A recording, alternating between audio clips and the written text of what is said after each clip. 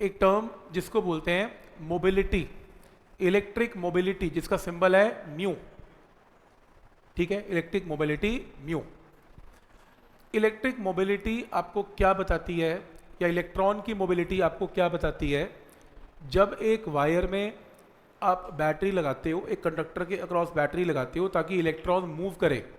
Electron move करते हैं with the velocity known as velocity of drift. Electron move करते हैं with the velocity known as velocity of drift. अब होता क्या है, इनकी रास्ते में कोलिजन्स होती हैं, क्योंकि रास्ते में एटम्स हैं जिनको टक्कर मारते हुए इलेक्ट्रॉन्स जाते हैं।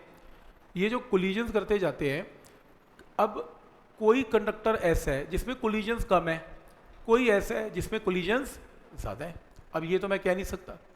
तो इलेक्ट्रॉन कितनी आसानी से मूव कर पाता है, हम बोलते हैं उसकी मोबिलिटी ज़्यादा है, और जो आसानी से मूव नहीं कर पाता उसकी मोबिलिटी कम है।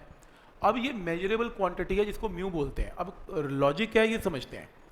आपके पास मान लो एक कंडक्टर है, इस कंडक्टर में इलेक्ट्रॉन्स हैं, आपने इसमें बैटरी लगाई, प्लस एंड माइनस, बैटरी ने ये प्लस कर दिया, माइनस ने माइनस कर दिया। Electric field is from positive to negative. इस इलेक्ट्रॉन पे फोर्स एक्सपीरियंस होगी F is equal to Q E. कहाँ पर? In opposite direction. Positive charge की तरफ इलेक्ट्रॉन मूव करेगा तो क्या फोर्स लगेगी? F is equal to Q ई।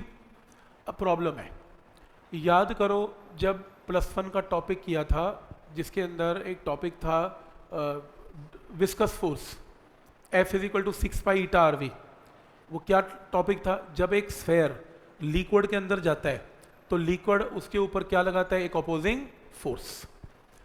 तो अपोजिंग फोर्स या frictional force by liquid depend करती है उसकी वेलोसिटी के ऊपर, बॉडी के। जितना तेज बॉडी के अंदर वो बॉडी मूव करेगी उतनी ज़्यादा उसमें अपोजिंग फोर्स भी होती है। यही लॉजिक है, इसमें भी ऐसे ही है। एक इलेक्ट्रॉन बहुत भीड़ में से निकलने वाला है, टक्करें मार मार के निकलेगा, तो इसके ऊपर क्या लगेगी? Opposing force. ये अपोजिंग फोर्स डिपेंड करती है किसके ऊपर? इलेक्ट्रॉन की वेलोसिटी के ऊपर। अब वेलोसिटी के ऊपर तो K कांस्टेंट आ गया, जो मटेरियल या कंडक्टर के ऊपर डिपेंड करता है।